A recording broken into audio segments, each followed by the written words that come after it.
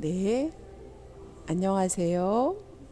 이 시간에는 경청의 방법에 대해서 다루도록 하겠습니다. 지금까지 우리가 이어서 대인관계를 위해서 자기를 알고 타인을 이해하면서 어, 관계 형성하는 것들에 대해서 우리가 다루고 있습니다. 자, 경청의 방법에 대해서 다루도록 하겠습니다. 자, 경청을 할 때 방법은 첫 번째로 자기 자신의 말을 최소한으로 줄이는 것입니다. 어, 내가 말하고 있을 때는 듣지 못하는 것입니다. 상대방의 말을 적극적으로 듣고 있을 때의 역할은 듣는 것이지 말하는 것이 아닙니다. 아까 우리가 1분 말하고 2분 듣고 3분 맞장구 치는 거 전 시간에 우리가 다뤘지 않습니까? 그래서 내 말을 최소한으로 줄이는 것이 경청의 방법이라는 거죠. 두 번째는 전적으로 상대방에게 주의를 기울이는 것입니다. 주의를 기울이면서 집중하는 것이죠. 그래서 듣는 쪽이 적극적으로 경청하면 상대방이 하는 말에 전적으로 주의력을 집중하게 됩니다.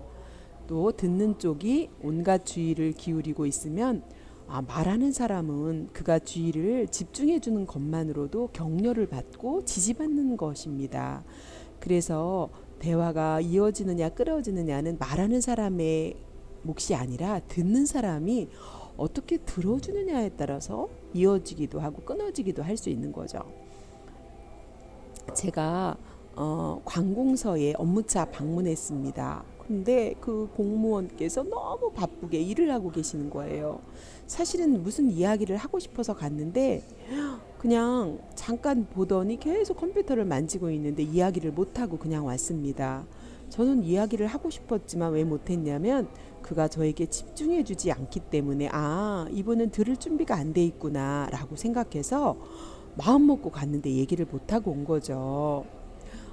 이러한 주의 집중은 나는 너를 걱정하고 있다.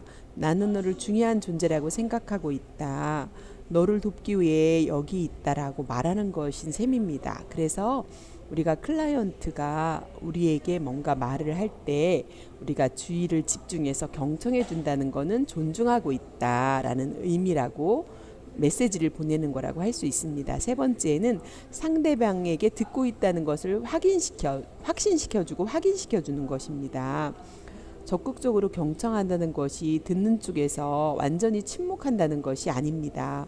타인의 말을 들을 때에는 듣는 사람이 이해하고 있다거나 그것을 받아들이고 있다는 것을 보여주는 것입니다.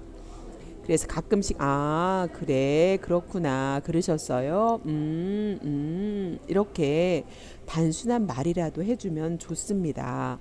상대가 하는 말을 분명하게 하기 위해서 질문을 해도 좋죠. 또 길거나 복잡한 이야기에는 요약해서 반응하는 게 좋습니다. 상대방이 막 10분 20분 얘기했어요. 그럼 내가 또 10분 20분 얘기하면 안 됩니다. 그분이 10분 20분 얘기하면 지금 말씀하신 것은 이래서 이렇다는 말씀이신 거죠 하고 이렇게 요약해서 반응해 주는 건 좋습니다. 네 번째는 최대한 공감을 하면서 듣는 것이죠. 공감은 타인이 느끼는 감정을 함께 나누는 기술이라고 지금까지 다뤘지 않습니까?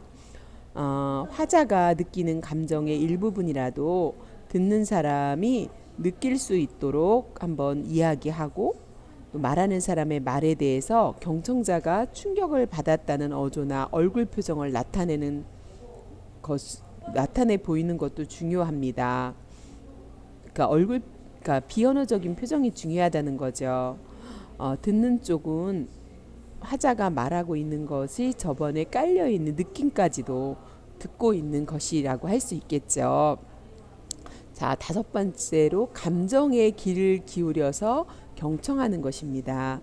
문제를 둘러싸고 있는 우리의 감정을 인정한다는 것은 그 문제를 다루는 첫 번째 단계이겠죠.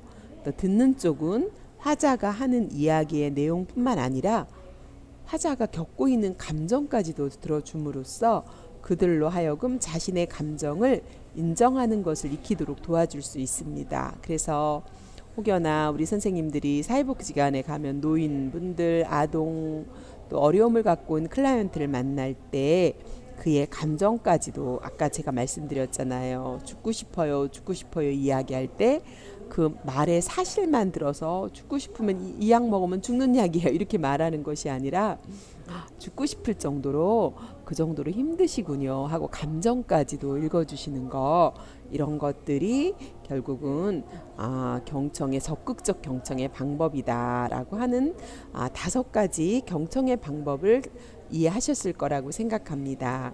자, 그렇다면 경청에는 5가지 단계가 있습니다. 자, 첫 단계는 뭐가 있을까요? 무시하기가 있습니다. 자, 무시하기는 이야기를 하는 사람이 이야기를 하여도 듣는 자가 듣지 않고 않는 거죠. 그래서 이 단계에서는 수신자가 상대방의 이야기를 이렇게 무시한다라는 그런 메시지를 주는 거죠. 그래서 서로 커뮤니케이션이 될 수가 없는 것입니다. 그냥 무슨 얘기를 해도 그냥 무시하는 거, 쳐다보지도 않고 대답을 하지 않는 단계. 그럴 때 어떤 느낌이 들어요? 무시당하는 느낌이 드는 거죠. 이러면 소통이 안 되는 거죠. 2번째, 경청의 단계에서는 2번째는 상대방의 이야기 듣는 척하는 단계입니다. 이야기의 내용은 전혀 전달되지 않고 전달자는 수신자의 이런 태도로 인해서 자칫 마음의 상처를 입을 수도 있는 거죠. 내용이 전혀 전달되지 않는 단계, 듣는 척하는 단계, 얼마나 참 마음의 상처가 되겠습니까? 내가 그러니까 여러분 가장 힘든 단계는 부정하는 단계보다도 존재에 대해서 무시하는 단계거든요. 존재를 인정하지 않는 거, 그 단계가 사실은 무스트로크인데 이거는 심리적 죽음과 같다라고 에릭 번은 이야기를 하고 있거든요. 나의 존재를 인정하지 않는다. 그건 심리적 죽음과 같다. 이렇게 이야기할 정도로 상대방의 존재에 대해서 무시하거나 듣는 척하고 듣지 않는 이런 단계는 상당히 상처를 줄 수 있다라고 하는 거죠. 3단계는 선택적 듣기 단계입니다. 전달자는 수신자에게 이야기를 하지만 수신자는 자신이 듣고 싶은 내용만 골라서 듣는 단계입니다. 이 3단계에서는 이야기가 끝나고 나면 서로 내용의 차이가 발생합니다. 선택적으로 듣기 때문에. 그런데 이렇게 3단계까지가 우리가 사회복지 현장에서 보면 우리 클라이언트들이 2단계까지 많이 듣고 지내왔기 때문에 사람에 대한 불신감이 많습니다. 그래서 사회복지기관을 쇼핑을 하는 클라이언트들이 많이 있습니다. 이 기관도 가고 저 기관도 가봤는데 제가 이렇게 무시를 당했어요. 그리고 저를 선택적으로 듣기를 했어요. 그래서 제가 이 기관에 4번째, 5번째는 오게 됐어요. 그래서 사람을 잘 못 믿겠어요. 이런 클라이언트가 왔습니다. 그래서 우리가 이렇게 사람을 소중히 여긴다는 것은 말로 하는 것이 아니라 가장 소통 관계에서 경청부터 시작되는데 언어적 경청만이 아니라 비언어적인 메시지, 표정, 눈빛, 몸짓 이런 것을 통해서 우리가 상대방을 존중하는 이런 태도가 참 중요하다라는 것을 저는 수년 동안 관계 훈련을 하고 관계 전문가로서 많은 사람들하고 소통하고 치료하면서 정말 많이 느낍니다. 그래서 전화를 할 때도 여러분 우리가 전화를 할 때도 지금 통화 괜찮으세요? 이렇게 묻고 소통하는 거랑 그냥 막 하고 싶은 얘기 하는 거랑 다르잖아요. 끊을 때도 상대방이 끊고 나서 내가 한 템포 늦게 끊는 거랑 또 그냥 내가 먼저 끊는 거랑 되게 많이 다르잖아요. 그래서 우리가 이런 것들은 훈련받는 거다라고 하는 것을 말씀드리고, 왜 이렇게 훈련을 받아야 될까요? 우리는 상대방과의 관계가 이게 연결되어 있다는 거죠. 그래서 서로 존중하는 관계를 하기 위해서는 이런 것들을 훈련받아야 우리가 좋은 사회복지사, 인격적인 사회복지사가 될 수 있다라고 하는 것입니다. 자, 그 다음에 4번째 단계는 귀 기울여서 집중하는 단계입니다. 여러분 귀 기울여서 듣는 거죠. 이 네 번째 단계에서는 전달자도 수신자가 이야기에 집중한다는 느낌을 받아요. 그래서 어떤 분은 말합니다. 저는 누구누구 선생님하고 이야기만 하면 제가 되게 괜찮은 사람처럼 느껴져요. 이렇게 말합니다. 왜요? 다른 사람은 잘 들어주거나 집중해주지 않는데 자기에게 집중해주고 맞장구 쳐주니까 제가 되게 괜찮은 사람들로 느껴지는 거죠. 그리고 또 나에게 오는 거죠. 그걸 무슨 대화라고 하냐면 끌어당기는 대화라고 합니다. 우리는 두 가지 대화가 있어요. 대화를 하면서 관계를 하면서 끌어당기는 대화가 있고 밀어내는 대화가 있습니다. 이렇게 무시하거나 상대방의 이야기를 듣는 척하거나 선택적 듣기를 하는 거는요, 밀어내는 대화입니다. 그러나 고개를 끄덕거리고 집중적으로 듣고 공감적으로 감정까지 듣는 거는 상대방을 끌어당기는 대화를 하는 거죠. 그래서 이런 사람은 큰 나무 같은 큰 사람, 그쵸, 큰 그늘 같은 사람이 될 수 있는 것입니다. 그래서 사람이 커진다는 건 뭐냐면 사람을 많이 수용하고 품어줄 수 있는 사람이거든요. 그래서 저는 우리 선생님들과 제가 이런 사람이 되기 위해서 이런 훈련을 한다고 생각합니다. 자, 다섯 번째 단계는 공감적 듣기 단계입니다. 이 단계는 전달자와 수신자가 서로 이야기에 숨겨진 의도를 파악하기도 하고 질문과 요약 등의 단계를 확인하기도 하면서 소통의 질을 높여주는 가장 좋은 단계라고 할 수가 있겠습니다.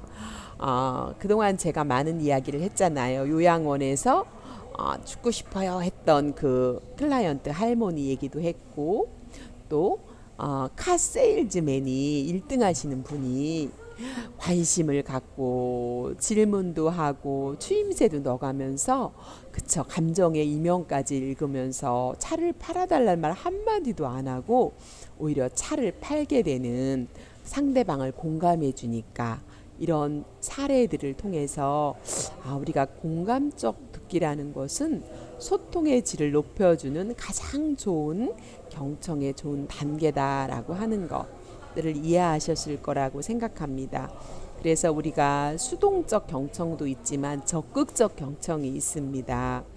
예를 들면 그 말을 그대로 들어주는 거죠. 예를 들면 114에다 전화를 했어요. 저는 제가 신방동에 살아서 신방동 얘기를 많이 하는데요. 신방동에 있는 중국집 번호 알 수 있을까요? 하고 114에 전화를 했어요. 그러면 114 안내양이 뭐라고 해죠? 신방동에 있는 중국집 번호 말씀하신 겁니까? 이렇게 그대로 듣는 거예요. 경청하는 거예요. 이거를 수동적 경청이라고 해요. 소극적 경청인 거죠. 그대로 들어주는 거죠. 그러나 적극적 경청은 신방동에 있는 중국집 번호 말씀하시는 겁니까? 이렇게 하지 않습니다.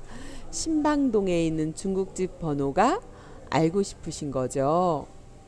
이렇게 그대로 앵무새 기법이 아니라 조금 더 깊이 이렇게 알려주는 거죠.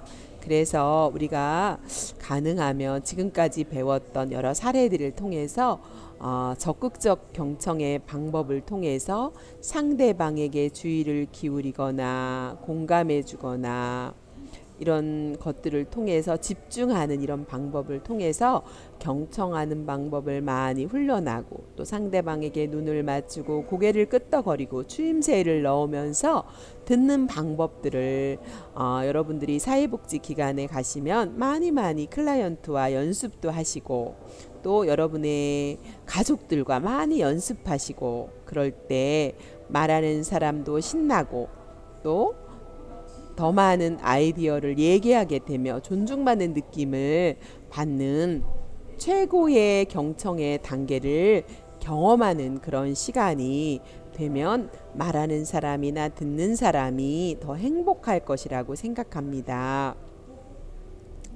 자, 그렇다면 경청이 안 되는 이유는 뭘까요? 한번 잠시 찾아보면 자신이 할 이야기를 생각하고 있기 때문에 경청이 안 되는 경우가 있어요. 두 번째는 상대의 이야기를 내 경험에 비추어 생각하기 때문에 경청이 안 돼요. 그쵸? 막 내 경험에 비춰서만 생각해요. 그러니까 잔소리를 하게 되고 대화가 안 통해요. 그래서 그런 사람이 오면 막 피하게 되는 거예요. 그쵸? 여러분 그런 사람 떠오르시죠? 예, 우리가 그런 사람이 되면 안 되겠죠.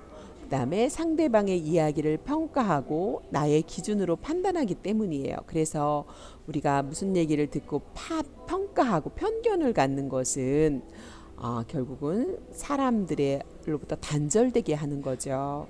있는 그대로 듣고 있는 그대로 보는 연습을 우리는 계속해야 됩니다. 그렇지 않으면 우리 클라이언트를 평가하고 판단하고 왜곡하게 되겠습니다. 그래서 이런 부분을 계속 훈련받고 슈퍼비전 받는 것이 필요하겠습니다. 그 다음에 다른 생각을 하고 있기 때문에 경청이 안 되죠. 맞아요. 그 앞에 있어도 그걸 못 들은 경우가 있어요. 다른 생각을 하면은. 그래서 우리가 우리 안에 소음이 있어요. 내부 소음이 있고 외부 소음이 있습니다. 여러분 외부 소음은 우리가 외부에서 들리는 소음이지만 더 무서운 소음이 내 내부 소음이에요. 내부가 막 불안하고 다른 생각이 막 있으면 앞에 있어도 들리지 않는 것입니다. 또한 심신이 피로하거나 그럴 때는 집중하지 못하는 거죠. 자, 그렇다면 우리 선생님들은 경청이 안 되는 이유가 뭔지 선생님들의 생각을 한번 이렇게 적어 보시면 어떨까요? 내가 누구랑 소통할 때 경청이 안 돼요. 그렇다면 나는 어떤 부분에서 경청이 안 되는지, 내 내부에 소음이 있는 건지, 또 외부의 소음으로 경청이 안 되는 건지 자기를 분석해 보는 그런 시간들이 되면은 좋을 것 같습니다. 자, 그러면 여기까지 진행해 보도록 하겠습니다. 수고하셨습니다.